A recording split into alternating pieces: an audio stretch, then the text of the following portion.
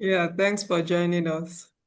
You're welcome. My sister is on the panel now. Even if for nothing, I must listen to her.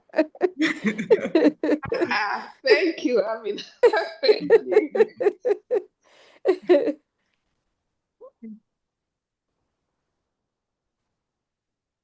Thank you, thank you. A very warm evening from where you're joining us from. Confirm you can hear me. Loud and clear. Yes, they're audible. Yeah. Okay, so we'll just do a quick rundown since we have the moderator on call. Oh, let's start the event already. Moderators already joined the call. Okay. Welcome to the Spe Abuja Section 2025 Independence Day Lecture. Tonight, we celebrate not just another Independence Day, but Nigeria at 65, a nation that continues to rise, to evolve, and innovate through the power of three: collaboration, innovation, and talent. And of course, if you're excited to be part of these events organized by Spe Abuja section to celebrate Nigeria, a beloved nation, let me just have you go to the chat box and drop a chat. Let me just show you go to the chat box and drop a chat. Tell us why you are excited to celebrate Nigeria today. Just anything from your spirit, go to the chat box. Let's know where you're joining us from, first of all. And of course, why you are excited to celebrate Nigeria today. I'm waiting to see your chat. And of course, after that, we continue with the other events. If you're just joining us, once again, you're welcome to our little way of celebrating Abuja from the Society of Petroleum Engineers, Nigeria Council. Okay, let me see the chat. I'm about to read the chat right now. Where are you joining us from? And why are you excited to celebrate Nigeria at 65? And while we await our distinguished guests to join, about 70 of them registered online, we also appeal that you can share this link to your colleagues on WhatsApp, share it on your social media pages, on your private platforms, so that we can have as many individuals participate and join this event. Let me read your chat. Where are you joining us from, please?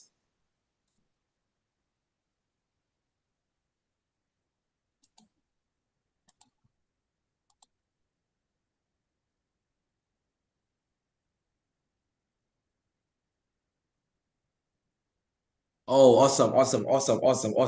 Amazing. I can see the first charts joining from Abuja. Nigeria is a great nation, and I am proud to be a Nigerian. Of course, that is from the amazing Nigerian who is leading SPE Nigeria. Engineer Aminat and Madami PhD, the first to comment on today's chat box. So let me see your chat. Why are you so excited to celebrate Nigeria today? My name is Ofofono Akpan, and of course, I am super excited to celebrate Nigeria because it is a nation that flows with milk and honey. The nation with so much oil and gas. The nation with amazing personalities like you who have joined our call today. Khadija Mohammed, yes, I see you. Good evening, joining from Nile University, Abuja. So why are you excited to celebrate Nigeria? Oh, celebrating a great nation. Professor Kafayat Adeyemi, thank you. Keep dropping your chats. Let's see why you are celebrating Nigeria at 65. Of course, today we are pleased to have phenomenal speakers that will champion the cause of today's event. The theme, the power of three, how collaboration, innovation, and talent development can transform the oil and gas industry in Nigeria. David Agidi, of course, one of our speakers, who is an asset manager with Sapitru. Thank you so much. I can see what you're saying. You're joining from Lagos, a nation of immense potential.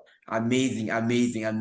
Yes, let's see your comments on the chat box. And while we do that, kindly understand that today's event is built to last for about an hour and 30 minutes. This is the agenda on your screen. After these opening remarks, I'll give the safety brief as the master of ceremonies. And after that, I'll introduce our guest. Once I'm done introducing the guest, I'll hand over to our section chair, Engineer Ikechiko Okafor, PhD, who will give an opening remark. And then I will introduce the moderator who would manage the entire event. Of course, the moderator is on call. After the moderator takes charge, he will take up the panel session, and then we have the question and answers. Then we have the closing remark by our program's chair, and of course, networking is going to be a very brief and very exciting event. Of course, we have Olumide Macaulay, who is a 5-star anchor from Channels Television, who will be moderating the session after our section chair does his opening remarks. Can I keep seeing your chat? Abi, are you not proud to be a Nigerian? Why? Oh, Professor Ikechukwu Okafor says he's joining from Abuja. This land is a land of great potentials worth celebrating. Yes, yes, yes, yes. Of course, Professor Ikechukwu Okafor has so much to say about Nigeria. Of course, he's leading Abuja section, championing a culture of excellence in our section. Welcome and welcome and welcome. Of course, we still have amazing guests joining. We're seeing about 16 participants joining. Amazing. Thank you for sharing the link around. Thank you. So let's continue with the safety brief while we have more participants join. I'm amazed the turnout today. Thank you for sharing the link to all of the participants. Let me continue the event by giving a safety brief. Very distinguished guests, ladies and gentlemen, please, we appeal that, of course, for the course of this event, please ensure that if you're not speaking, you leave your microphone on mute. Please, so that we don't have interference when you're chatting and gisting. We also request that if you want to speak, you raise your hands, use the chat box. Our amazing moderator would see your hands and give you the opportunity to ask questions after the panel sessions. So you use the C for comments and the Q for questions. Of course, ensure that you can still hear the fire alarm with your headset and be alert and aware of your environment. We appeal that you stay safe and, of course, enjoy the interesting lecture would have today. I'll continue the event by, let me check the chat. What's on the chat box? Okay. I can see Engineer Tessie Uzi, the head facilities management of Aradels Holding PLC. I see your chat on the box. Thank you so much, ma'am. Last year you were a moderator. This year you are a speaker. I can see growth. I'm joining from Port Harcourt. Nigeria has a lovely landscape, the weather, and interesting people, a land of multiple opportunities. Amazing, Engineer Tessie Uzi. Thank you so much for that brief celebration of Nigeria. So for those that are just joining, what I ask is that go to the chat box and let's know why you celebrate Nigeria at 65. This event, organized by the Society of Petroleum Engineers, is an Independence Day lecture done every year to celebrate Nigeria. The theme for today's event is the power of three. How can collaboration, how can innovation, how can talent development help to transform the oil and gas industry in Nigeria? And this is brought to you by Spe Abuja section. We are going to continue by recognizing some amazing guests on the call. Because when I recognize you, you can just unmute your mic and just say anything to make us happy. I'll start by saying a warm welcome to our leader, our champion of excellence in Spe Abuja section, a man that is holding and devoting all of his time and attention to Abuja section, the one and only. Please help me celebrate Professor Ikechukwu Okafor, PhD, our section chair. A warm evening to you, sir. Thank you, Akman. Good evening, everyone. Good to be here. Thank you for joining. Awesome. Thank you so much, sir. I can feel the excitement from your face and everything, and you look so good, sir. Of course, on the call is also the 001 of SPE Nigeria Council, the first to ever do it. The amazing, beautiful, ever smiling council chair of SPE Nigeria, Engineer Amina Den Madami, PhD. A very warm evening to you, ma'am. Thank you very much for having me. I'm excited to be here and I'm looking forward to listening to the amazing speakers. Thank you very much for accepting our invitation. I'm speaking now on behalf of the chairman and the program chair. Thank you for accepting our invitation and thank you for being there. Thank you, and I'm happy to be here. Awesome. Thank you so much to our 001 from the Nigeria Council. Of course, the program's chair of Spe Abuja section is on the call. The calm, the gentle, the amazing Professor Kafayat Adeyemi. Hello, ma'am. A very warm evening to you, ma'am. Good evening, everyone, and welcome to this exciting session. Of course, of course, of course, of course. Ah, well, you look so sweet and beautiful. I like your smile. Ladies and gentlemen, the speakers for today, think tanks, amazing champions of excellence in their different organizations. Let me start by recognizing the moderator for today's event. Of course, he champions excellence at Channels Television, Olumide Macaulay. A very warm evening to you, sir. Let's hear your voice, sir. Indeed. Can you hear me? Yeah, loud and clear, loud and clear. Fantastic. Yes, thank you for that kind introduction. It's a privilege and an honor to be here. I'm looking forward to marking this occasion with finding out how collaboration, innovation, and talent development can transform the oil and gas industry. And I'm even looking forward more to the speakers who I'm sure who obviously are astute professionals in their various fields, and they will bring to the table what they can to make this a very memorable event. Thanks again for everyone who's been a part of it.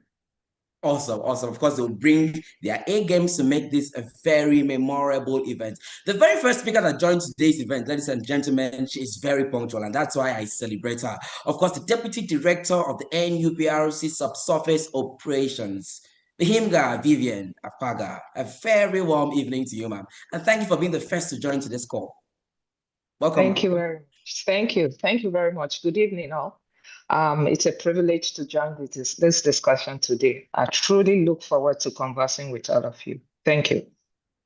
Amazing. Let's get to gear two, the second speaker, Asset Manager, Septraco. Ladies and gentlemen, Dr. David Agidi. A very warm evening to you, sir, Dr. David. Hello, everyone. Can you see me or can you hear me? We hear you loud and clear. Okay, yeah, I'm extremely privileged to be amongst you all to celebrate this occasion of the 2025 Independence Day lecture and to contribute my my experience and share, on this very very notable speak on the collaboration, innovation, and talent development. So thank you for inviting me. Thank you so much, sir. And of course, we love your voice. We hear your voice, but we cannot see you. I know with time, would you be able to work on your video so that you can see your face? Of course, year three, ladies and gentlemen, the head facilities management of Aradul Holding PLC, a one-time moderator in this event last year, currently a speaker. Please help me celebrate Engineer Thesi Ewuzie. Hello, ma'am. A very good evening to you, ma'am. Good evening. Off on for that warm introduction. It's exciting to be here again and to support Abuja from Port Harcourt. I like the fact that we have great speakers on the call. We're here to learn, to share, and to give back. It's interesting for us to be able to begin to understand how these three can be put together to provide some opportunities for our nation, Nigeria, which we so love, and I can see that on the chat. Thanks for having me. Back to you. Thank you so much, ma'am. The power of three, and of course, collaboration is everything. The last but not the least of all of our speakers is the manager, institutional strengthening capacity and building directorate of the NCDMB, engineer the Kubo Obongo. A very warm evening to you, sir. Confirm you can hear me from NCDMB there, sir. Can you hear me? Okay. Okay, probably he would join the call. Okay, I can see him on the call, sir. Please unmute your mic, sir. You're muted. Yeah, my mic is unmuted. Thank you very much. I'm really delighted to be here to Awesome. participate in this very topical, team. I appreciate you. Awesome. Thank you very much. Thank you, sir. Of course, we welcome all of the amazing section leaders from Nigeria Council, all our professional members. Thank you so much for joining the call. Time might not permit me to call all of our leaders. Welcome to all of the board members from Spe Abuja section. Welcome to all of our student members, our young professionals. Of course, captain of industries on the call, academia, NGOs, welcome and thank you for joining this call. We switch gears immediately to the welcome address by our host and our leader, the man that says, for the entire board year, Spe Abuja section will champion excellence. The one and only Associate Professor Engineer Ikechukwu Okafor. Sir, over to you for your welcome address. Thank you so much, Akpan. Akpan, when you begin how do I put it? When you begin to go in this frequency, it's something quite exciting. So it's good to be here. Good evening, everyone. Permit me to present the opening remark for the 2025 Independence Day lecture. This is hosted by Spe Abuja. Distinguished speakers, esteemed colleagues, guests, members of the Society of Petroleum Engineers, I say a warm good evening to you. On behalf of Spe Abuja section, I warmly welcome you to this year's Independence Day lecture, which is a moment of reflection, a moment of learning, and of course, a moment of national pride. We are 65. It is quite remarkable.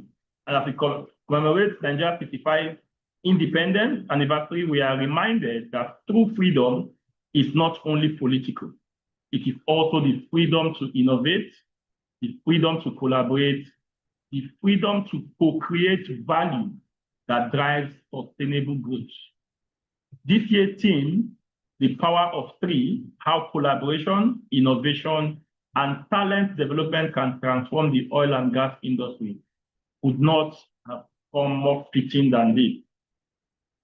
In a rapidly evolving energy landscape, the future of our industry, our beloved industry, depends on how effectively we can work together and how boldly we can embrace new ideas. It depends on how intentionally we can nurture the next generation of energy professionals. Here is the reason why Spe Abuja, we have chosen to champion a culture of excellence, one that reflects in our program, our people, and our partnership. And today's gathering is a living example of that vision, bringing together thought leaders, innovators, and mentors who embody the excellence we seek to inspire. So our distinguished speakers, thank you for choosing to lend your voices to this national conversation. To our wonderful moderator, to our members and guests joining from across Nigeria and beyond, your participation and your presence here affirm that the quest for excellence in our industry is a shared responsibility. As we engage in today's dialogue, may our hearts be open to new ideas and our minds be stirred towards the collective action. But together, let's build an oil and gas industry and indeed a nation that stands as a beacon of excellence, innovation, and hope for Africa. Thank you, and God bless you, and God bless the Federal Republic of Nigeria.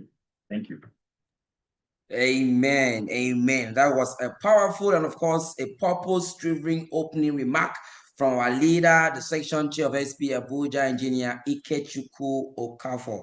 Of course, under your watch, collaboration has become our culture, innovation, our identity, and of course, talent development, our legacy and motion. Ladies and gentlemen, please drop some fire emoji on the chat box to celebrate our leader who is not just serving but building a future of impact here in Spe Abuja section. Please kindly help me drop some fire emojis there for our section chair. At this juncture, I would like to introduce our moderator. Please, your eyes should kindly be on the screen as I introduce the man who I will hand over the baton to take charge of the entire session. And then after the question and answers, I would come back. Olumide Macaulay is a seasoned broadcast journalist and a respected news anchor with Channels Television, one of Nigeria's foremost media houses. With an impressive career spanning over 2 decades, Olumide has established himself as a trusted voice in Nigerian journalism, known for his clarity, composure, and deep understanding of national and global affairs. A graduate of the University of Jos, his academic foundation in communication has been complemented by years of hands-on experience in television presentation, field reporting and news production. His journey in the media industry began in the early 2000s when he worked as a field reporter with Mnet Studio 53 and Big Brother Africa, where he honed his storytelling and on-camera delivery skills. His professionalism and versatility has soon earned him a spot on Channels Television, where he has served in various capacities, including news anchor, producer, and program host. His work is characterized by unwavering commitment to journalistic integrity and balanced reporting. He is widely admired for his ability to engage guests and audiences alike with thoughtful questions and informed perspectives. Over the years, he has anchored several high-profile news programs, covered national events, and contributed to public discourse on politics, development, and governance. Beyond journalism, Olumide is known for his excellent communication skills, creative writing ability, and interest in digital media and public relations. His calm demeanor and articulate presentation style has given him a recurring voice for moderating high-level discussions and public lectures like this. Your Excellencies, ladies and gentlemen, help me introduce and celebrate our moderator for today's event, Olumide Macaulay. Over to you, sir.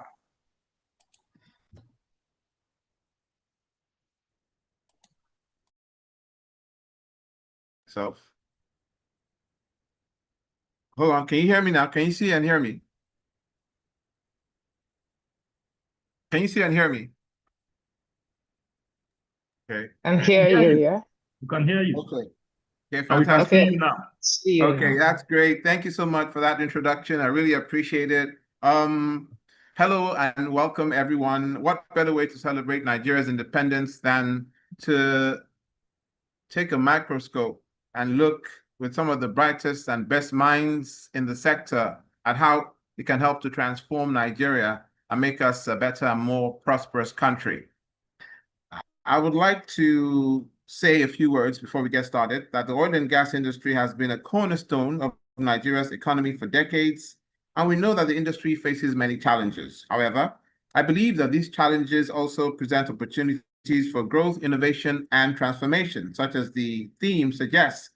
In today's webinar, we'll be seeking to explore, and I'll be seeking to learn from our esteemed guests, how collaboration, innovation, and talent development can help unlock the full potential of Nigeria's oil and gas industry. We'll hear from our guests on these issues. Now, in the next few minutes, we'll discuss the opportunities and challenges facing the industry, explore the best practices and innovative solutions. I'm excited and honored to moderate the discussion and learn from our esteemed panelists. Let's get started and explore how we can work together to transform Nigeria's oil and gas industry for the better. That being said, I'd like to welcome our guests once again, and the modus operandi that I think we should employ is I will I'll call on our guests one after the other, do a quick bio of them, a quick introduction so we can make ourselves more familiar with their background. And then we'll start with the questions with which I've furnished them already, one after the other, and then you can feel free to answer them as you please. So without further ado, I'd like to welcome again Mrs. Vihimga Vivian Akwaga, Deputy Director of Subsurface Operations Optimization, NUPRC. It's good to have you. Mrs. Akwaga is the Deputy Director of Subsurface Operations Optimization at the Nigerian Upstream Petroleum Regulatory Commission, bringing over 22 years of professional experience across the downstream and upstream operations. So she's a geologist by training. Her career has spanned depot operations, retail outlet monitoring, petroleum exploration, reservoir management, unitization, and drilling oversight.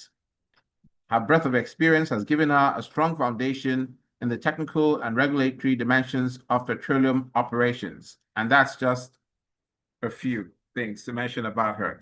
So, Mrs. Akwaga, you have the floor. Can I begin with the questions? Yeah, thank you very much. Thank Okay. you. Okay. Now, my first question to you will be, how can oil and gas companies collaborate with local universities and institutions and other institutions to drive research and development? Thank you very much for that question, Olumide. I think the answer lies in building partnerships that are both practical and sustainable, I'll say. While oil and gas companies have the resources, the infrastructure, and access to real industry problems, the universities have the intellectual capital, creativity, and fresh perspectives that they will bring to solving this problem. If we bring these two worlds together intentionally, the outcome can be truly transformational. How can we do this? By joint research and development platforms where the companies fund these programs and establish research centers in universities that focus on practical industry challenges such as gas flaring reduction and enhanced oil recovery. This will ensure academic work directly addresses operational realities. I would also say there are some other aspects that can be brought into this. Talent development. Companies can invest in scholarships, internships, and mentorships, giving students hands-on exposure to industry problems while I would say creating a pipeline for innovative, ready talents. Thirdly, if companies can fund innovation hubs where in the university grounds where student startups are incubated, such that it's not just about traditional research now.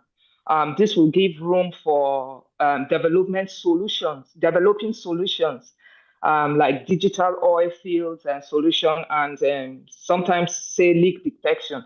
It will give startups a heads up such that these solutions can be truly deployed in the oil fields. All right. Thank you. Okay, fine. That's a very good answer. What role can industry associations play in facilitating partnerships between oil and gas companies and the startups? Thank you. I look at industry associations as, how would I put it, as the bridges between established oil and gas companies and startups.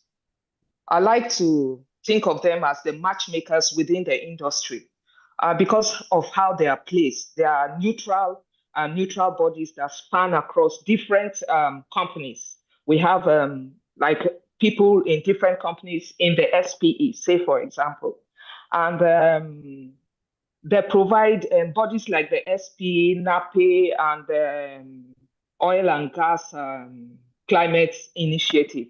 They provide platforms where the startup showcase pitch sessions for them to showcase their technology and what they are bringing to the table.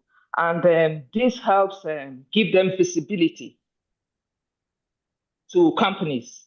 And then because the industry associations are the ones bringing these startups to limelight, the oil and gas industry is naturally a risk-averse industry. They give that trust when the companies see that, okay, this is being brought by industry association. There's that trust that this technology will truly meet industry standards. And the lower barriers, whether it's coordinating joint pilot projects, advocating for innovation-friendly policies, or even setting up incubations, this association will help reduce the risk. So I would just say they are simply matchmakers. They create conditions for partnerships to flourish giving startups access, giving operators confidence, and accelerating innovation for the whole industry. Thank you. Now let's look at the federal government, Mrs. Akpaga. The federal government, how can they encourage collaborations between international oil companies and local content providers? Okay, thank you very much. They can do this by policy incentives, tax breaks, by capacity building. It's not just creating enough to mandate local content. Government must make concerted efforts to build capacity by providing room for training, technology transfer programs, and so on. And then they can facilitate as a neutral broker, creating platforms or joint innovation hubs, or even funding schemes that can help support this policies they create. Okay, so thank you. Yeah. Therefore, what are the benefits of collaborations between the oil and gas companies and, very important, technology providers? Well, as we know, collaboration is the fastest route to value. So when oil and gas company and technology providers come together, they are sure to provide efficient, effective, and solution in the oil and gas, efficient, effective solutions in the oil and gas industry. They bring about efficiency. It is cost effective. It is cheap, but it provides the needed solutions. Okay, and how can collaboration with international partners help Nigeria oil and gas companies access new markets? Well, that's a strong question, I must say. And this kind of strategic partnership will open the door to new markets for our local oil and gas companies, because it gives them the network that's already there, that these international companies have established. It gives them access to the world out there. It brings about credibility. These are companies that are credible. So associating with them would show that these companies in Nigeria or the local companies are also credible, and knowledge and expertise is shared within this partnership, which brings about the needed innovation development in the Nigerian oil and gas terrain. I think Mrs. Akpaga deserves a round of applause for that.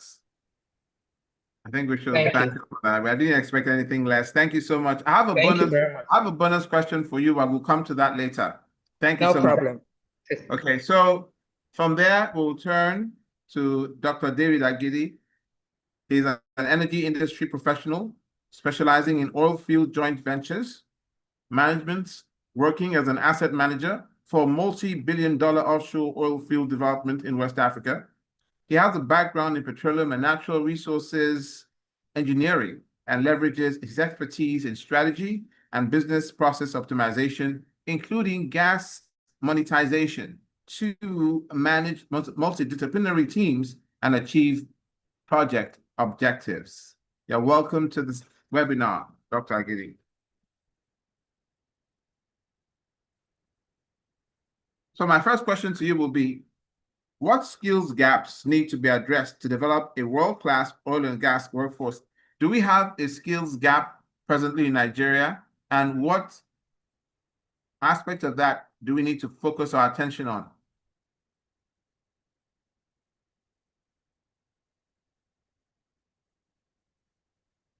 I think you need to unmute your... I can't hear you. Okay, can you hear me now? Sorry. Yes, we can. Okay, great. Okay, so thank you for that question. Very relevant question for our industry.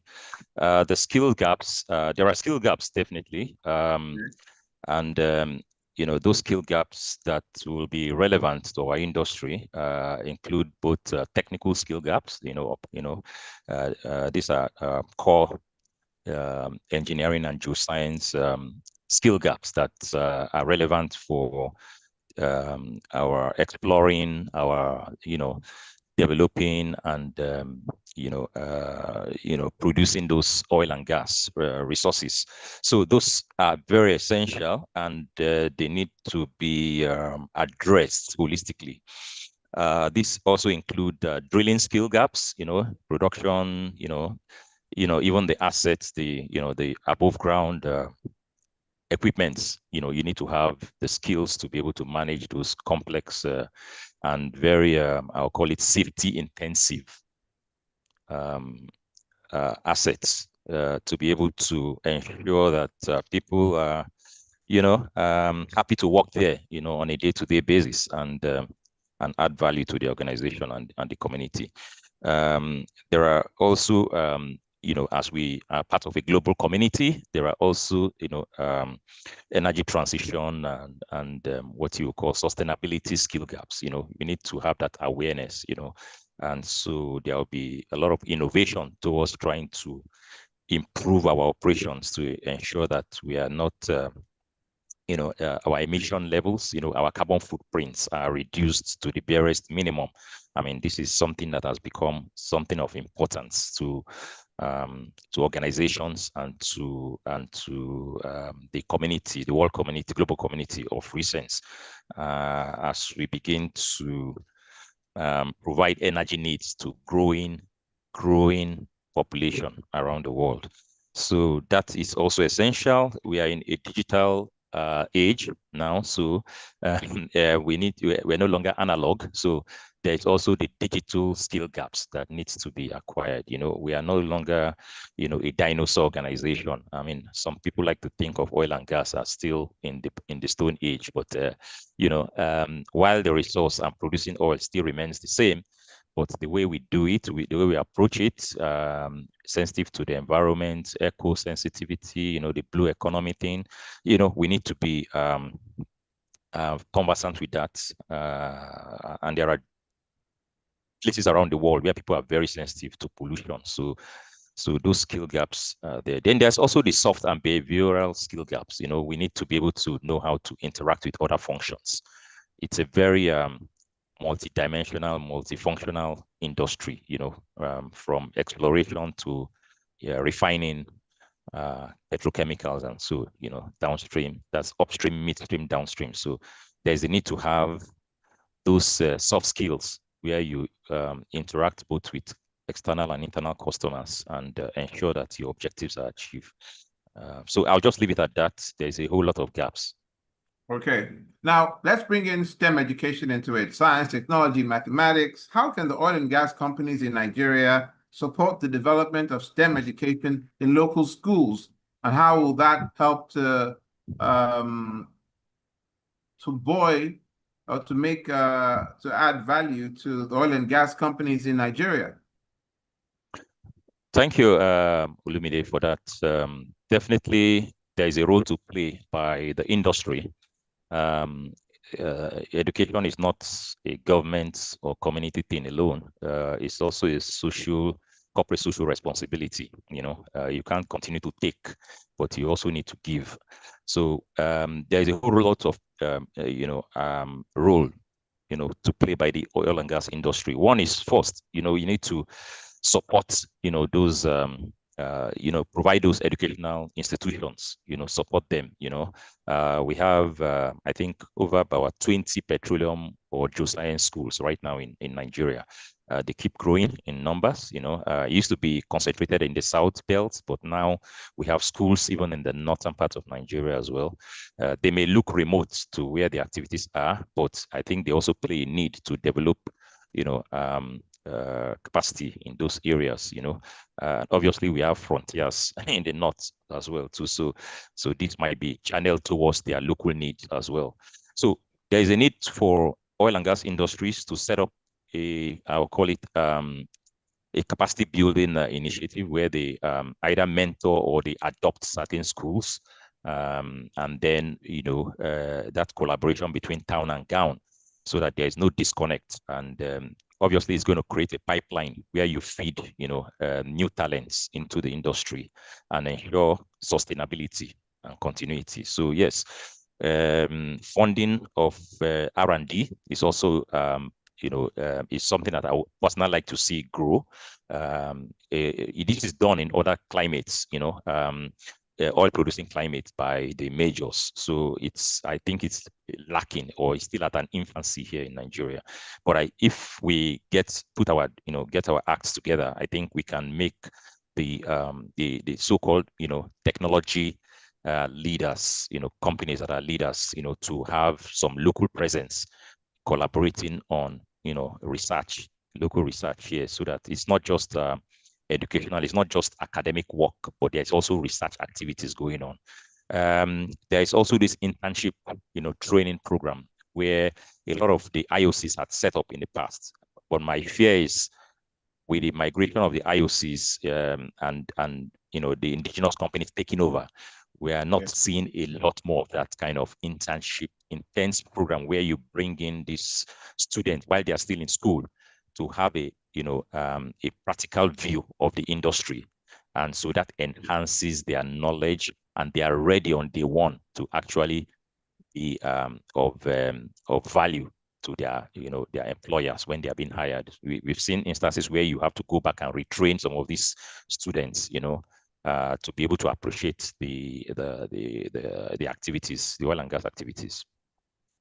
Fantastic. That's fantastic, Doctor. You alluded to my next question in your answer to this one. What role can mentorship programs play in developing talent in the oil and gas industry? Thank you. That's very key. There's a lot of and it applies to any industry. There's always going to be a need for mentorship programs. So this will enable our young talents to be able to appreciate all the intricacies of both the skill sets, both the knowledge, and then the operation, the expertise that is necessary to be able to progress their own individual careers, and let them have a sense of I'll call it achievements. A lot of people, and you can go on to even differentiate between the male and the females who don't have access to mentorship. And so you see a situation where they come into the industry, but they get frustrated at the end of the day. There's a high turnover. There's a high turnover of these young talents, and some of them begin to question whether they are actually in the right industry. So, but I think with the right mentorship, you will have a situation where they're actually well prepared. They have role models, and they acquire all the rounded skills that they need to be able to succeed in their industry. So yes, mentorship play a very significant role in not just in the in oil and gas, but in entirely in any industry anyway. And so it's something to be encouraged. That's very good, Doctor. Doctor, my next question, quick preamble. If I had $1 or a pound or a naira for every time I heard the word Jakba, I'll probably be a billionaire by now.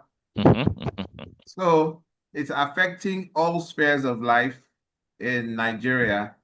In the oil and gas industry, what can be done to retain top talent in Nigeria in the oil and gas industry and to attract them as well? Yes, that's a very tricky one, because we, as an industry, also exist within the macroeconomic environment of our country.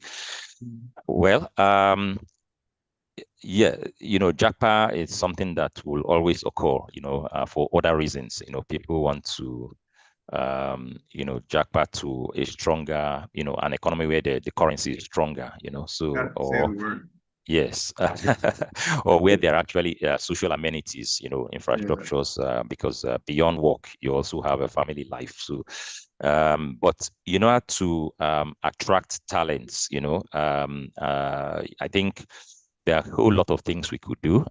One is international assignments. It's giving them global exposure. I think when because particularly I've experienced this. I've had to make a choice between working for a company that is just locally focused, and working for one that is multi-international. And obviously, I'll go for the multi-international.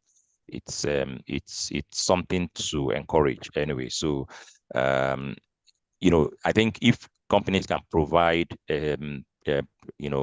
programs where they can actually either by training or extended assignments, where their staffs are actually sent, to acquire global expertise, because our industry is a global industry. The oil and gas is a global industry, so you need to be aware and conversant of the not just technology, but even best practices that are being done in other places. So I think it's important to give that exposure.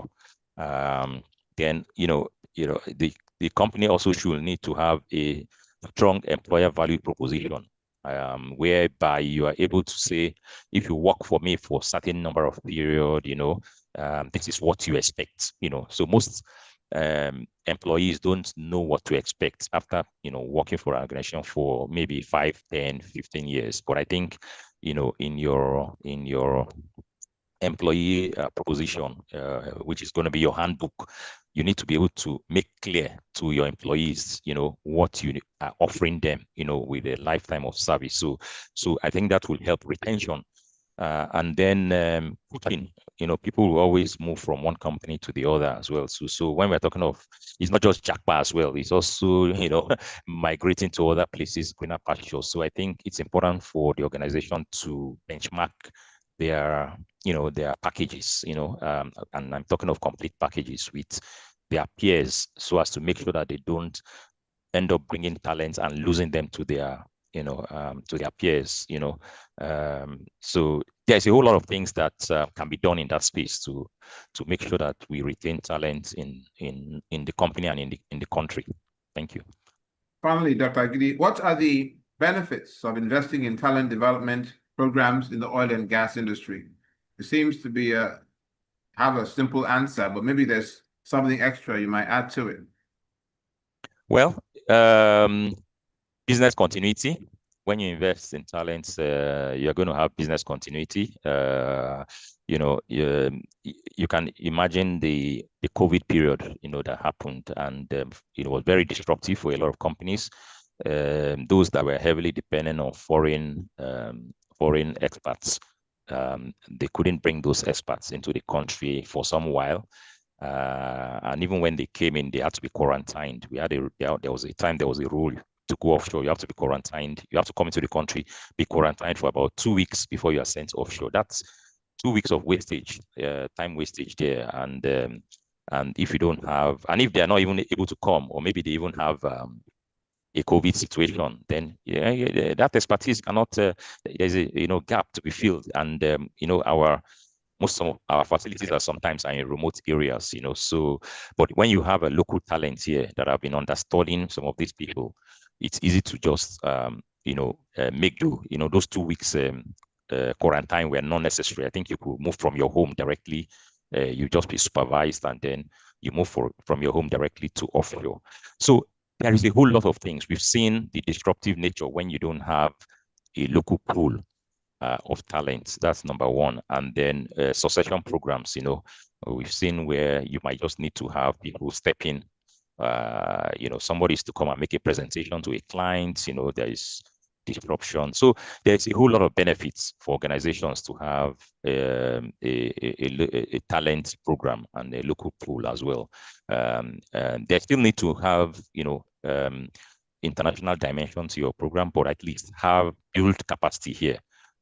And then you can actually, move them around just to gain experience and best practices. Dr. David Agidi, energy industry professional and an asset manager for multi-billion-dollar offshore oil field development in West Africa. Thank you for your answers. It was very enlightening. Thank you for having me. Now, from there, let's just quickly remind us on why we are here. We are here for a very special day. Before we turn to Engineer Spe Abuja, Head of Facilities Management, this is us trying to shape the future of energy in Nigeria together. We know Nigeria is a giant of Africa, should be a giant in the world.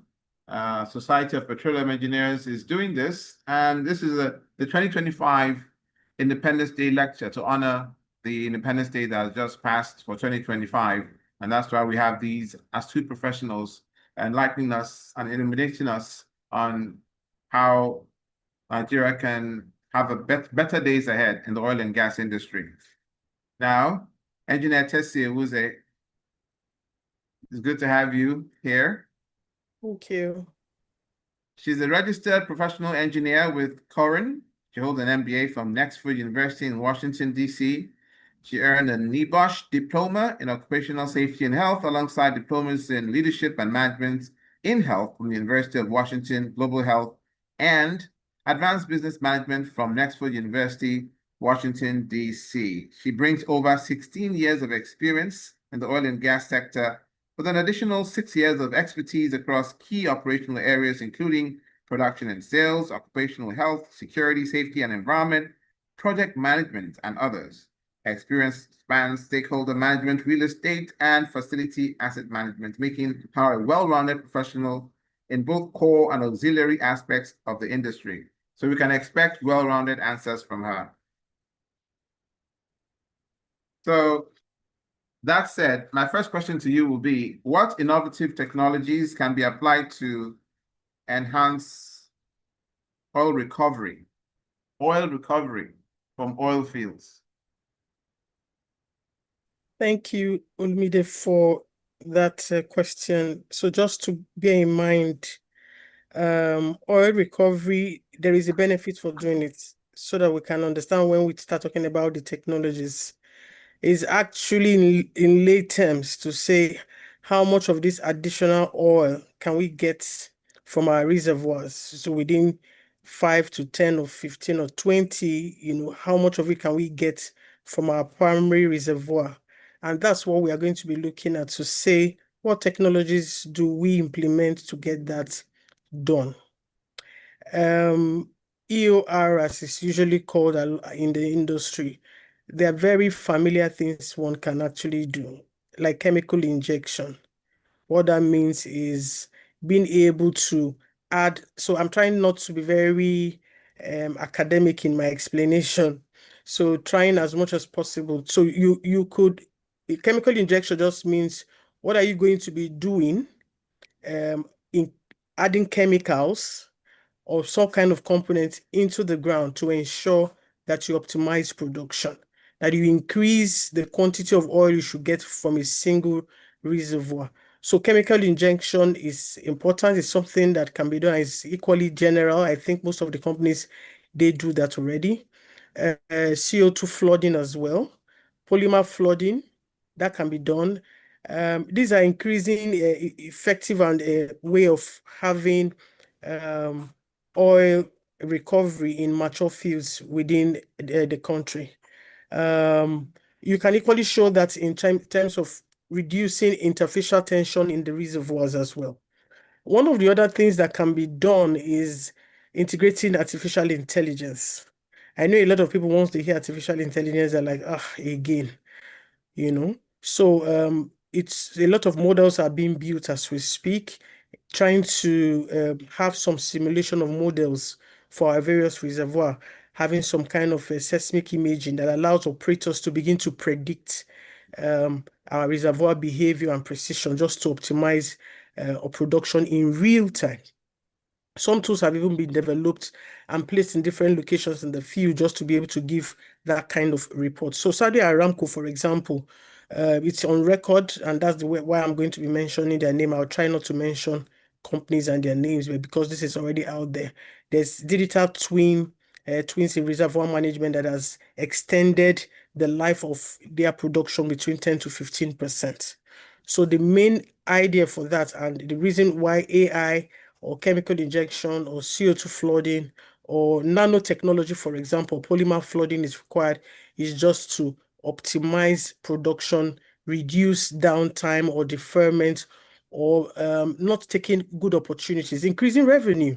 So if you can get more from a single place, then why go drill almost everywhere, exposing yourself to more environmental challenges and issues, knowing fully well that our terrain, you have to tread with caution when you are having an oil and gas operation. I'd like to stop at that. Thank you. Okay. Now, how can the adoption of digital technologies improve operational efficiency? Digitalization is something we can't run away from. That's a very interesting topic. So for me as a person, I'm not too excited when it comes to technology before now. But I've looked back and known that there's no way we just have to embrace it. We have to be adaptable to the change that is around us. And so also is the oil and gas industry. So digitalization is the backbone for any modern oil field efficiency. If you want to manage your cost, want to manage your resources, want to manage time, you want to be competitive, you have to look for innovative ways. Yeah. So technologies like Internet of Things enabled sensors, for example, real-time data analytics, predictive maintenance tools, all those are things that one can deploy, to make all these changes really happen. For instance, there's an IOC, I'm not going to mention the name, Global Predictive Analytics Systems, has reduced unplanned downtime that is on record by 20%. That's huge. That's a lot of things that has happened there. Locally, we can begin to integrate our AI into the way we bespoke kind of build, bespoke kind of model. So you look at Niger Delta, for example, what works here may not work in the north. So we just know that those kind of adoption of technologies to improve efficiency has to be bespoke, has to understand the terrain, the kind of environment that we have. Asset monitoring, you can use AI to manage assets in terms of flow stations. You can minimize risks. Vihimiga, she mentioned that as well, trying to manage leaks. And I just quickly want to add equally energy waste. Yeah, these are areas where we can do to adopt technology that can help Nigeria production infrastructure. So collaborating across operators as well to build shared data system.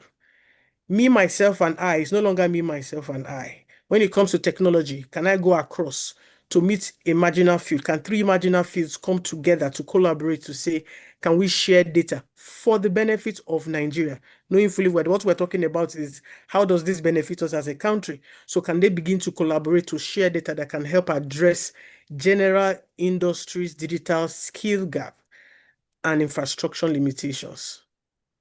Thank you, Olumide. So, Dr. Uze, can you share with us some other innovative You called solutions? me a doctor now. Thank you. Engineer, I beg your pardon. Don't take it back. I accept it. Okay, doctor. In Nigeria we like titles. Doctor, No, engineer. there's someone on the call who is already poking me, and so calling that you would have satisfied her desire. So that's why I said don't Okay. take it back. Okay, Doctor Engineer Uze. What are some examples of innovative solutions that have helped or can be successfully implemented in the oil and gas industry? Okay. That's interesting. Just one or two, so we can get Okay. through all the questions. We have two more questions after that.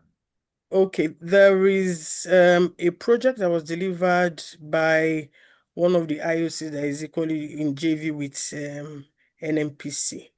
What was implemented an advanced process control for higher reliability and reduced flaring. Wow. So there's a particular kind of technology I won't be able to mention on the call, but you can equally Google it. So for process control, there's higher reliability and it has reduced flaring. So reduction of flaring means reduction of our carbon footprint, means you are enhancing sustainability, making the environment safe for everyone. So those are solutions that have been successfully implemented. There is another local organization who had implemented a recent popular train project, equally adopted modular designs. Okay. That you can remotely manage these projects and accelerate delivery. Those were implemented. We equally have a lot of local startups for pipeline tools, for drone surveillance, for example, that's monitoring the environmental monitoring with drones. So those are some of the things that are already in place that we are doing, but we can actually do more. We have the talents, and this can only happen when we pull our talents together in a hub. Then we can begin to see the speed at which we'll be going. Yeah, thanks. Speaking of hubs, you must be clairvoyant because I wanted to ask you about innovation hubs.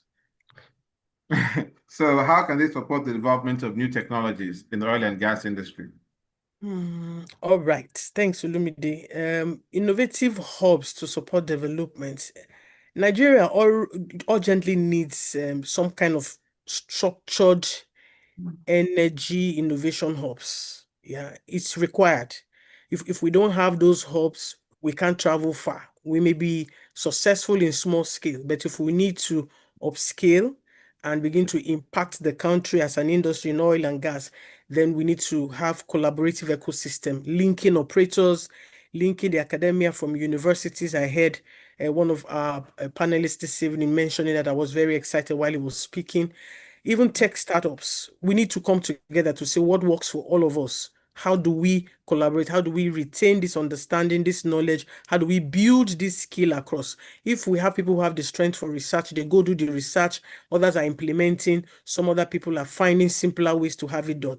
We need to hold hands together to be able to move on. So there are some, while some hubs like the Petroleum Technology Development Funds and the Nigerian National Petroleum Company, NNPC, Research and Development Division, as well as Startup South. Startup South is in Port Harcourt.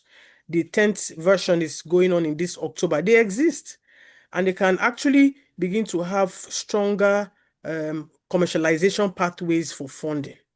So our success actually depends on industry, academic partnerships with policies of incentives, like I've mentioned before, for us to be able to enhance our deliverables when it comes to innovation hubs and support for development technologies.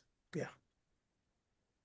Finally, what are the potential benefits of adopting renewable energy technologies in oil and gas operations? That is what we need to wake up to. If anyone hasn't woken up to it, then the person will be left behind. The benefits is enormous, but I'm going to mention very few. Integrating renewable energy into oil and gas operations supports decarbonization. The world is speaking decarbonization, and not just carbon, other harmful gases. It equally helps our energy security. It helps to reduce costs. It helps to make our environment safe for each and every one of us, increases sustainability. Today, we're talking about IFRS reporting for sustainability, even though we're in the voluntary phase. It's at some point in few years going to be in the mandatory phase if the policy is still in existence. But that means you can't get funding as a company if you're not able to report how you are running your business in a sustainable way, reporting your scope 1, scope 2, or scope 3. For instance, let me move into something simpler. Solar hybrid systems, for example, powering remote flow stations, reducing fuel consumption in terms of diesel consumption and emissions by 40%. Those are benefits. Some companies across our shores have done so well and have been able to reduce their carbon footprints, and we'll begin to see how that has equally helped the energy ecosystem, which we can actually implement in Nigeria. I know we are singing the song. I know there are a lot of policies. I know there are things we have signed up to. The signing up may be for funding, but implementation is what will bring the change. Thank you very much, Olumide, for these wonderful questions. Thank you very much. Thank you very much, Engineer Tese Wuze, Head Facilities Management, Aradel Holdings PLC. That was very enlightening as well. Much appreciated. Thank you so much. Finally, bringing up the rear is Engineer Dokubo Obongo, who is the Manager, Institutional Strengthening, Capacity Development Directorate, Nigerian Content Development and Monitoring Board, NCDMB. Engineer Obongo is a graduate of Civil Engineering and Master's degree holder in Energy and Petroleum Economies, and is the Manager, Industrial Strengthening in the Capacity Building Directorate, a seasoned local content enforcement officer with over 12 years experience spanning from procurements, EPCIC projects, local content certification, and now human and infrastructure capacity development for the industry.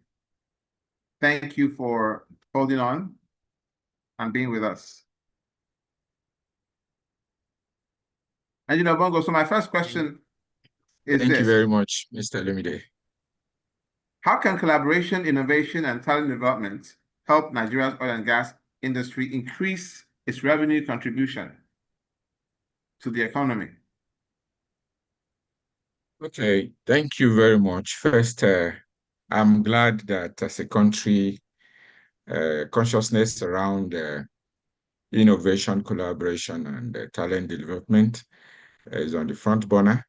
That was why when I was contacted to be on this panel, I did not hesitate to join.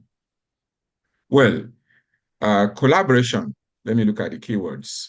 Collaboration in itself is pertinent, is key towards achieving the expected requirements, expected impact on the economy.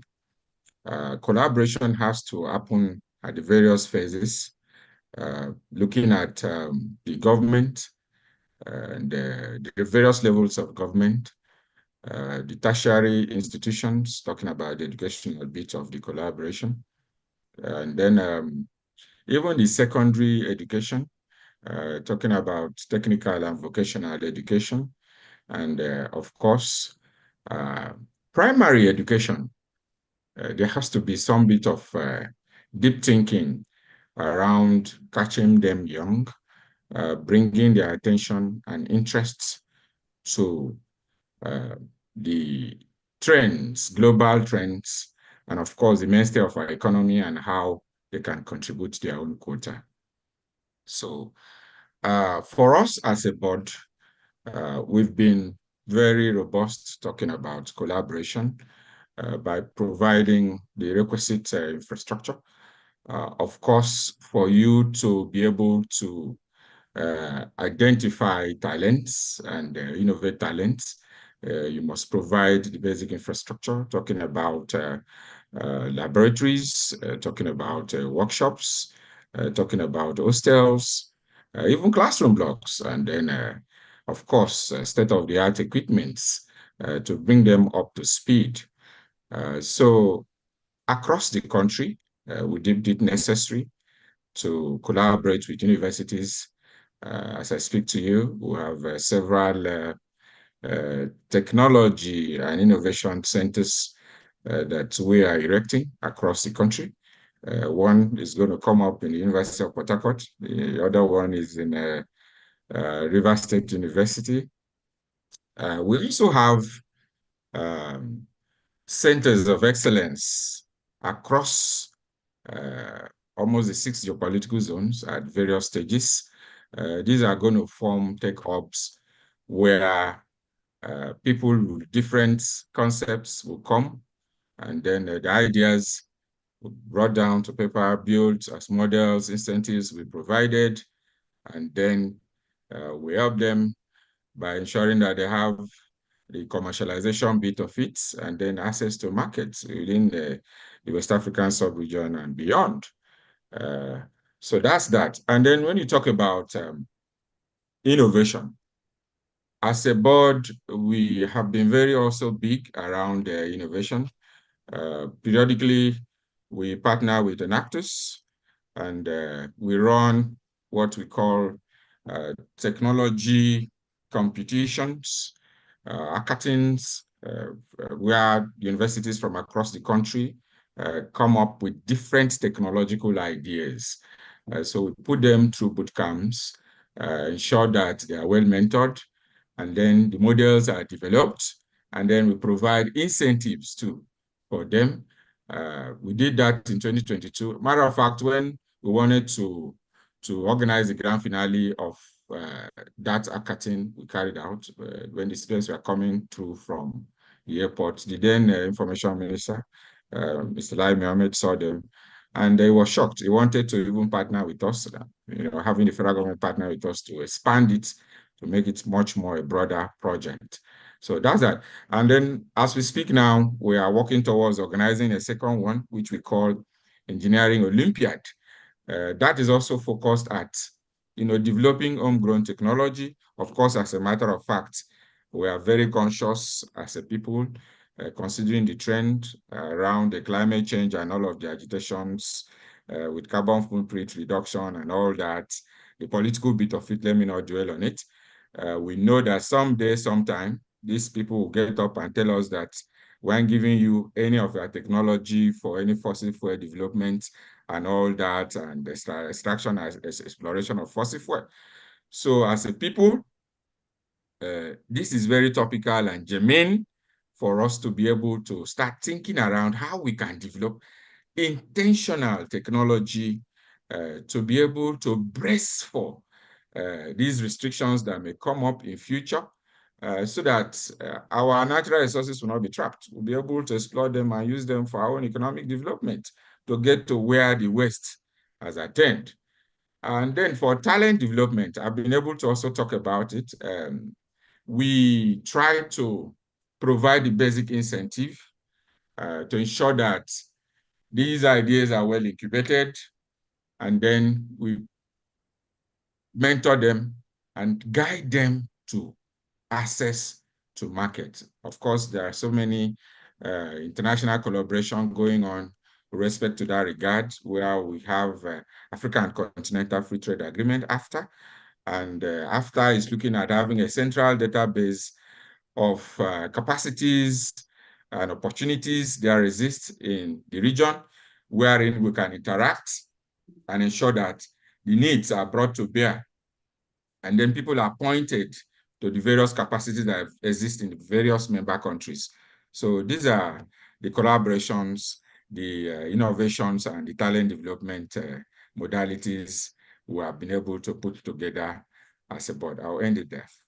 Okay, so now what are the potential benefits of diversifying Nigeria's oil and gas industry into new areas, such as maybe LNG or petrochemicals?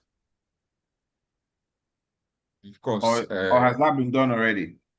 Of course, our 210.5 trillion cubic feet of gas, natural gas reserve will not waste. It's a God's gift to us. We must explore them for our own economic benefits. They say gas is the next source of fuel, and is a cleaner form of energy. We are aware of that. We, as is compliance, provide the enabling environment for businesses to thrive.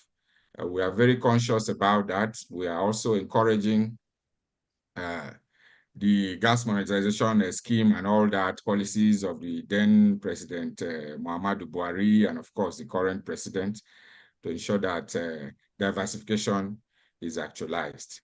So we're very conscious about that. We know it will contribute so much to the economy. We also believe that LPG penetration and all that is going to also help reduce carbon emission. It's going to also help to improve the livelihood of our people, especially in the hinterlands. As a board, we have invested so much in ensuring that liquefied petroleum gas plants are strategically located in various parts of the country. We commissioned one sometime in 2023 in Katsina.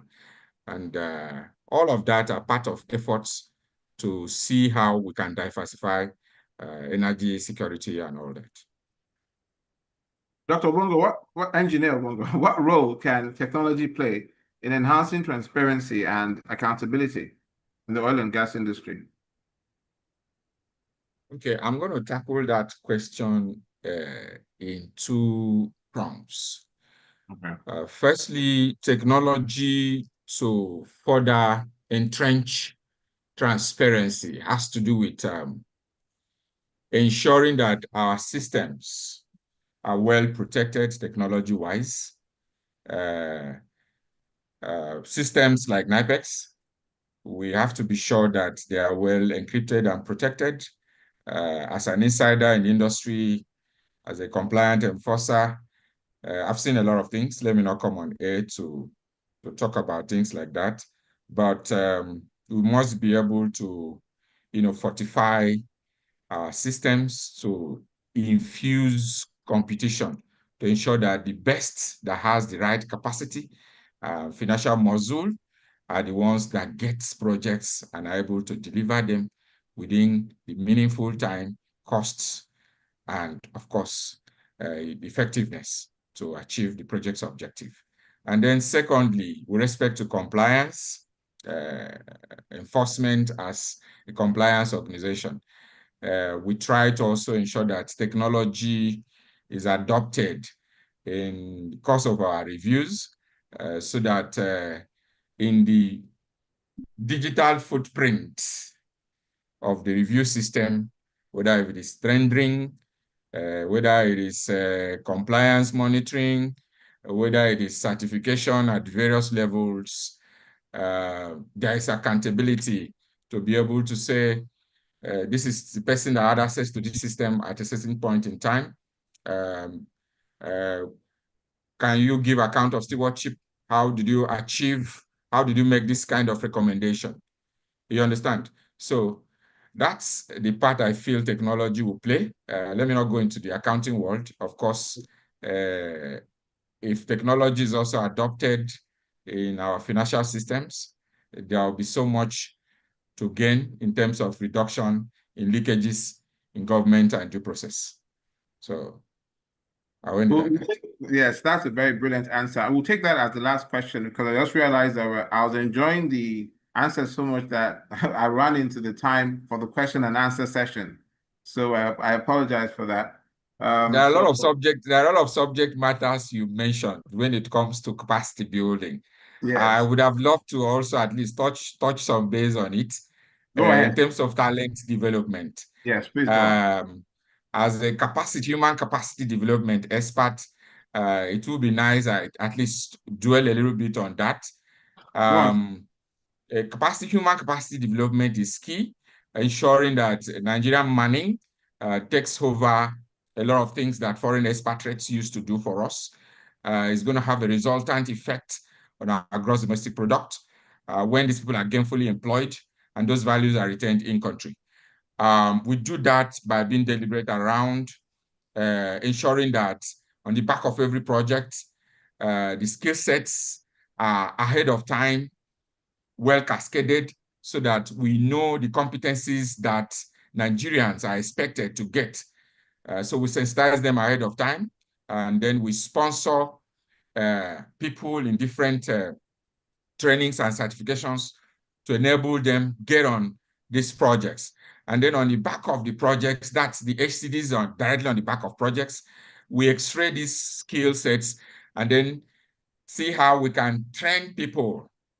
There's a certain fund set aside on a certain percentage on every project to be able to train people in each of these competencies so that in the event of subsequent projects, they are able to fill in these gaps, you know, to work on projects that will come. So that's how we go about it. So okay, Engineer Dokubo. Sorry, there's a thunderstorm where I am. So oh, sorry about just that. Lost power. So sorry about that. That's Engineer So Dokubo. as a country, for us to be able to I can hear you actually. Yes, so as a country, for us to be able to manage the incidents of unemployment, as individuals, as governments at various levels, we must take vocational skills and technical skills seriously. If you look at countries that are really very serious around technical vocational skills, you see the resultant effects of that on their unemployment percentages and, of course, the general well-being of their population. So we are also very deliberate around that to ensure that on our own direct intervention projects, direct intervention initiatives, we train people in different skill sets covering the various value chain. In fact, you see us training people around catering and agriculture. You think it's laughable or because it's not a direct linkage sector, but everybody in the oil and gas industry eats. You see that these are chains that have added values to the entire process. Okay. Let me end it at that. Yes, we thank you so much for that. I have learned a lot. I'm sure everyone is saying the same thing or thinking the same thing. Engineer Dokubo Obongo, Manager, Institutional Strengthening Capacity Building, the NCDMB. Now we have maybe just enough time for 1 or 2 questions before the closing remarks because we're supposed to be out of here in 9 minutes. So if anyone can, by show of hands, wants to ask a question, you can please do so. So I'm not sure if I can do it from here or from SP over there.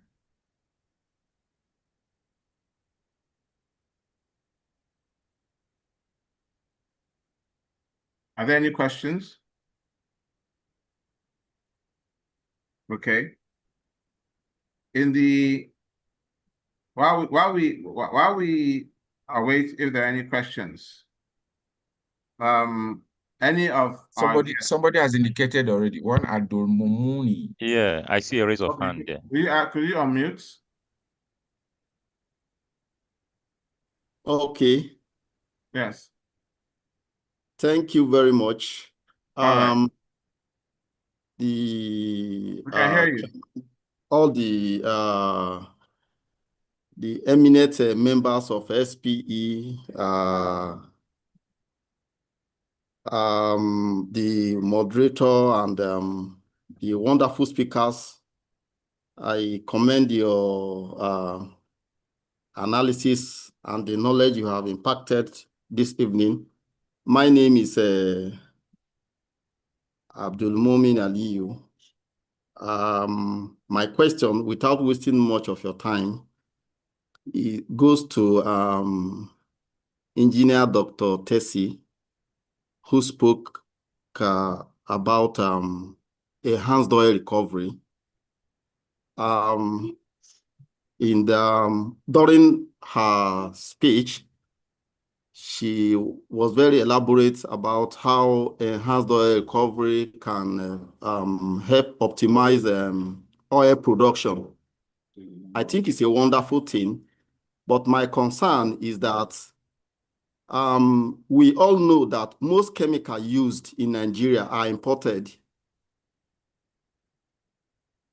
In fact, I can tell you for a fact, there is nowhere in Nigeria where H2SO4, which is popularly used everywhere, is made in terms of production. So, and if surfactant polymer, for instance, if they are being used for oil recovery, I'm concerned about the cost impact that is going to impose on the oil recovery, because the essence of oil production is to make profits, investment and make profit. So if a chemical is being procured at a very high cost and it is being used for production, so I don't know how that is being implemented in Nigeria in particular.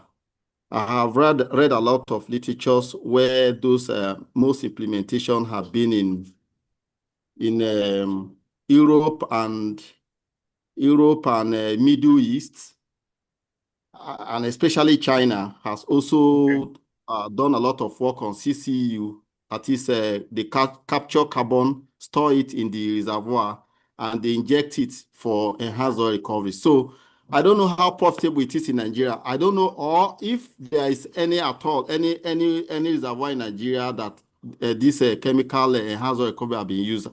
I'm not really, I don't know. So I don't know if you can throw more light on that for us. Thank you very much. Thank you, Abdul Mumini Aliyu. I'm sure Engineer Tessie gets the gist of what you're saying. Yes. So thank you very much for that interesting question.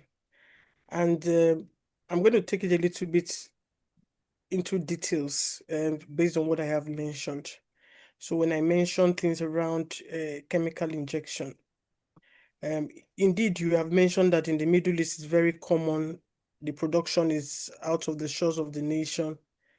But to the extent to which we are trying to bring ideas as to what we can do in our own organization. Some of these things that are imported are already being locally sourced.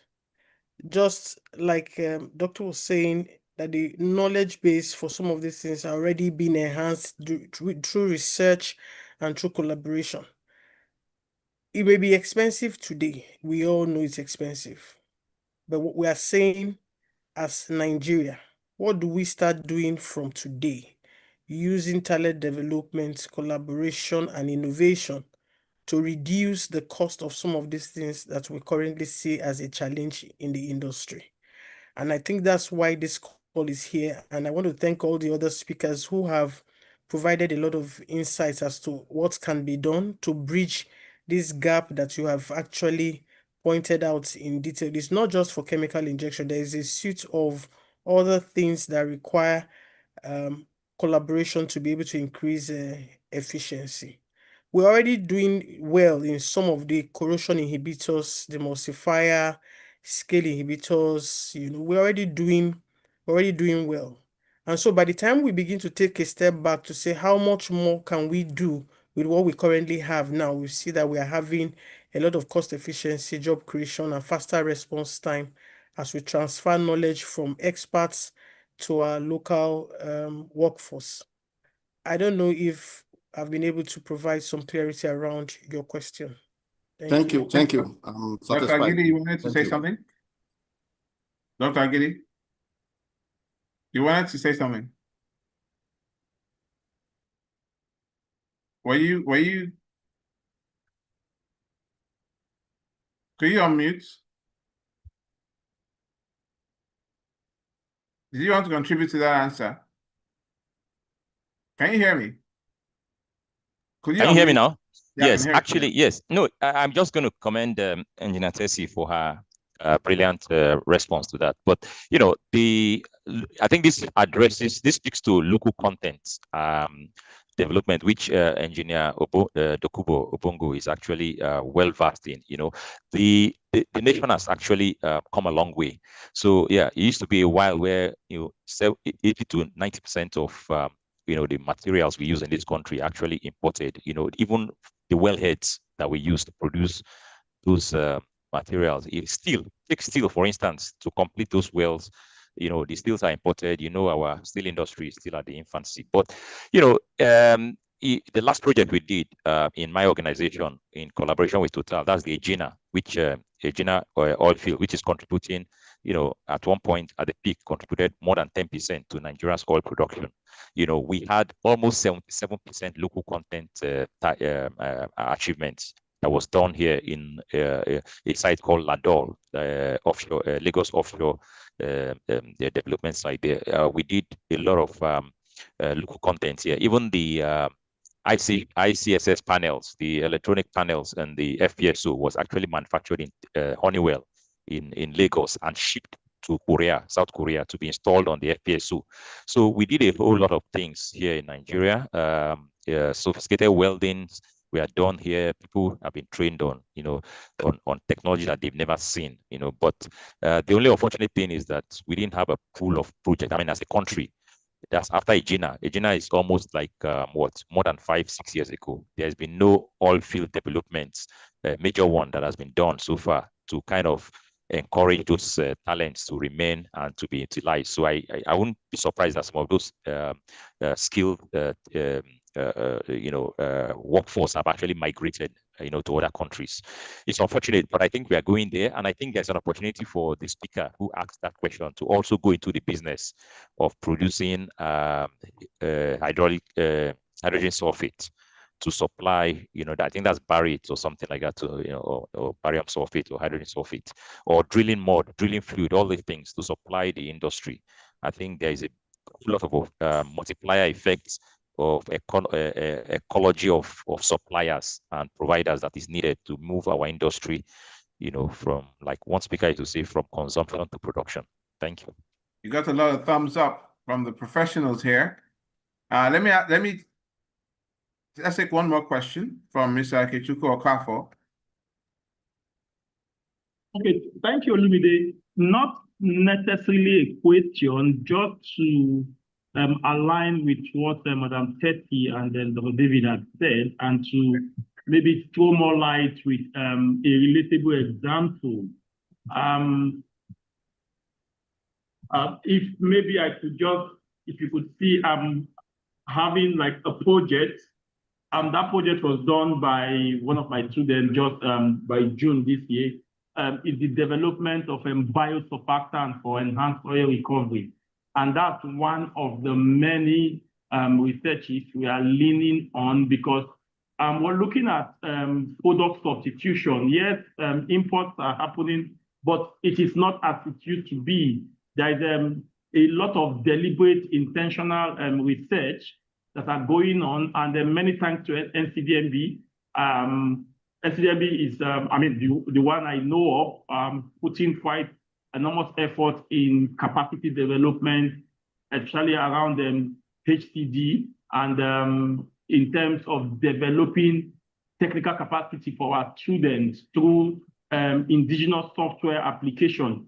So, Abdulmuni, we have that push to develop local content, even in enhanced oil recovery, because at best, some reservoirs, from primary recovery to secondary recovery, you are having maybe between 30 to 45 of your oil initially in place. And then are you going to leave the rest there? You can't. And so I think things are coming up. There is a deliberate push, and not just research for research purpose, but research that will be pushed to commercialization with support from NCDMB and the many indigenous companies that we have. We are developing capacity seriously. As the IOCs are diverting into the deep offshore, you can take that to the bank that our indigenous companies are keeping up, especially on our onshore assets, and the results have been fantastic. And so it is not all dry. There is hope. Thank you. Thank you. That's Ikechukwu Okafor, the section chairman of SPE Abuja. And I don't know about you, but well, I feel like I feel like an engineer already from everything I've learned. I feel like I'm in the field of engineering. Okay, so I think it's about time for us to wind it up and take our closing remarks. But before I do that, let me just express my deep gratitude, obviously, to Mr. Engineer Ikechukwu Okafor, to Mrs. Akwaga Vivian Vihimga, Deputy Director, NUPRC, Dr. David Agidi, the Asset Manager, Sapetro, Test Engineer Doctor. She was conferred with a honorary doctorate by us. There was a Head Facilities Management, Arada Holdings PLC, and Engineer Dokubo Obongo, who also waxed eloquent on these issues, Manager, NCDMB. At this point, I'd like to also appreciate Professor Kafayat Adeyemi, the Program Chair, SPE Abuja, who I'll call on to give her closing remarks.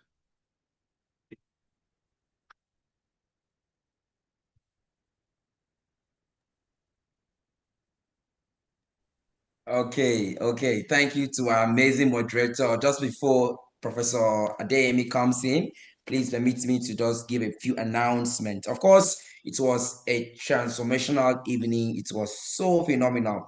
I'd like to thank all of our speakers and the moderator. Do you agree with me that Olumide did an amazing job? Do you agree with me? Just drop on the channels on the comment section and tell us how amazing Olumide moderated the event. And just before we wrap up the event, we'll take a photo. But before we do that, a very quick announcement. Of course, if you can see your screen, we are saying please be a member and join SPE Abuja. You have several benefits of being a member of the Society of Petroleum Engineers Abuja section. One of which is events like this, and of course, conferences where we share technical knowledge. We have student members benefits and of course, professional member benefits. To join Spe Abuja, it's just 6,500 naira to register, and after the first year of registration, it goes down to 69,500 naira. Should you want to register, please take a screenshot of the photo you see on your screen and call our membership chair, Engineer Ogenerume Ogolo, and he will direct you on how to become a member. Also understand that you can also make payment to the account details on the screen. Of course, Engineer Ogolo would assist you with renewing your membership. This event is live streamed on YouTube, our past events too on YouTube, and of course, all of our publicity materials are on social media platforms. Visit our LinkedIn page, our Instagram page, our Facebook page. Send us emails, and in 24 hours we'll respond to your emails. And of course, we will be pleased to hear what you have to say about this section. We'd like to announce that we have another live event coming up on the 29th of October. Now, this event is the Distinguished Lecturer Program, where Spe International sends professionals around the world to share technical knowledge to her sections. So Abuja section is pleased to have the SDEP manager from Petronas Malaysia, who will be speaking on CO2 sequestration, a practical insights for decarbonization success. So please, come and learn about this new innovation in the oil and gas industry. 4:30 p.m. is the time. PTDF Auditorium, of course, meeting room 3, as always, on 29th of October. Visit our page, or you can take a screenshot of this so that you can always remember. Please ensure you register. Of course, this event is proudly supported by the PTDF, and thanks to PTDF for always supporting our events month in, month out. Ladies and gentlemen, we'll switch gears to the closing remark. Help me welcome the ever-smiling Professor Kafayat Adeyemi, our programs chair, as she gives her remarks. Over to you, Prof. Thank you so much, Akpan. It's been over an hour of interaction, deep discussions. There's actually no need to overflow discussions. It's been well dealt with from both the analytical and practical perspective. I didn't expect anything less from my esteemed speakers. I want to thank you all for your time, for your in-depth knowledge you have shared with us, your experience, your practical knowledge. We do sincerely appreciate that. And to my moderator, I sincerely appreciate you. I know how busy your schedules are, and you still found that time to come moderate this session for us. My sincere appreciation. And so to all members of the Spe Abuja Section Board and all participants, thank you all for coming, and I hope and I believe everyone has a takeaway. The essence of this SPE Independence Lecture is to, from our own experience and our expertise, our knowledge, how can we make a difference? How can we grow the oil and gas industry and make Nigeria a better country? So thank you all for bringing in your inputs, adding value to each and every one of us, and have a very good evening. Thank you. Thank you so much, our amazing program chair, for that remark. Ladies and gentlemen, we are about to take a fine photo. So please turn on your video cameras and let's take a video, a photo, and after that, we can have a few networking. Section, anything you want to say? Please turn on your video cameras, please. Let's take it. No, I'm just going to say it was an amazing one. I was glued, and I would think program chair, I think we may need to have a physical event where we would have this our speakers, maybe for young professionals. Honestly, this shouldn't be the end of this conversation, honestly, and I think we should work towards that. Yeah. Amazing. Yeah, I never expected any less from my speakers. They are fantastic. Thank you so much. It was wonderful. Thank you. Yeah. So please turn on your video cameras, Ugochi, David Agidi, Halima, Gajibo, Victor Undu, Mariam Suru, Engineer Aminat and Madami, Blessing, Yetundu, Gideon Archibon, Blessing, Fabian Ugochuku, Khadija, Ayo, Joy. When I say SPE Abuja, you're going to respond with the phrase culture of excellence, and you give us your thumbs up. That's all you have to do. Halima, shout out to you. We see you at work. When I say Spe Abuja, you unmute your mic, you respond with the phrase culture of excellence, and you show me your thumbs. And then we take a screenshot, which would go on all social media platforms. Are you ready? Spe Abuja. Culture of excellence. I did not see how you're smiling, so we'll do it again. Ugochi Nwachuku did not smile. I want to see your 36. If you're happy for Nigeria, just smile like the section chair. You can see Prof smiling. Spe Abuja. Culture of excellence. You're knocking me off. Thank you. Thank you. Thank you. So we can stop for the next 5 minutes, and then after 5 minutes, we'll end the meeting. Thank you, Olumide, my colleague. Thank you so everyone. much. Bye for now. Thank you. Dr. David Agidi, thank you. Wonderful contribution, sir.